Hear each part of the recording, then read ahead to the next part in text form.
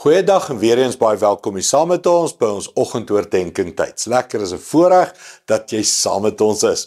Nou, ons praat oor daai 6 S'e van decision making.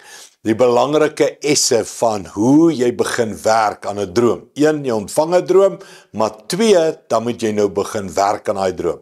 En een van die S'e se beginsel is, jy moet dit sê. Jy moet jou droom kan verbaliseer. Jy moet jou droom kan verkoop met woorde. Hoor wat sê Spreuke 18:21. Die tong het mag oor dood en lewe. Hulle wat lief is om te praat, moet saamleef met die gevolge van hulle woorde. Ons gebruik altyd hierdie versie in 'n negatiewe sin. Pas op wat jy sê. Maar die omgekeerde is ook waar. Pas op wat jy nie sê nie. Jy moet sê wat God sê. Jy moet sê wat is God se droom in jou lewe.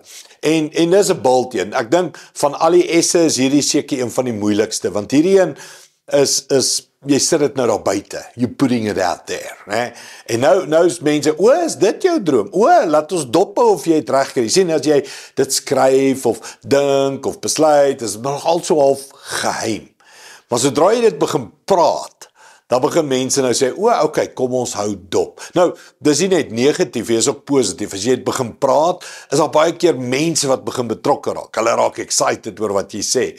Baie keer is daar goeie raad, goeie advies wat kom. Daar is ook natuurlik die negatiewe, dit sal nooit waar word nie, jy is simpel, wat ek al. Maar dis die challenge van sê dit. Nog iets wat ek geleer het van sê is, dit hou nie net my accountable nie, maar is iets van, dit hou ook God accountable aan sy beloftes in die woord.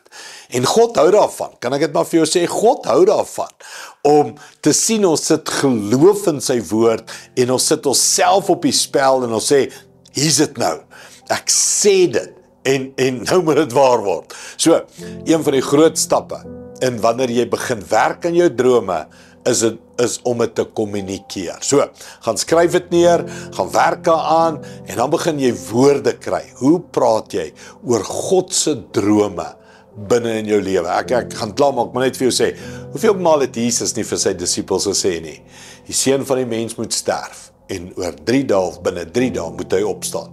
Hulle het dit nie verstaan nie. Baie mense sal nie jou drome verstaan nie, maar Jesus het dit gesê, en jy moet dit ook begin sê.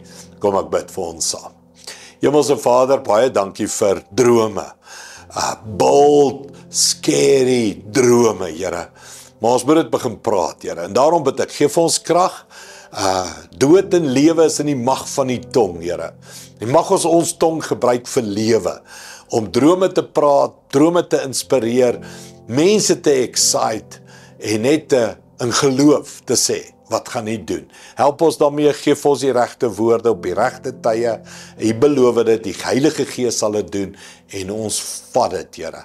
Dankie daarvoor, in Jesus naam. Amen. Dankie liewe vriende, sien jou weer môre. Trots geborg deur Evergreen Turf.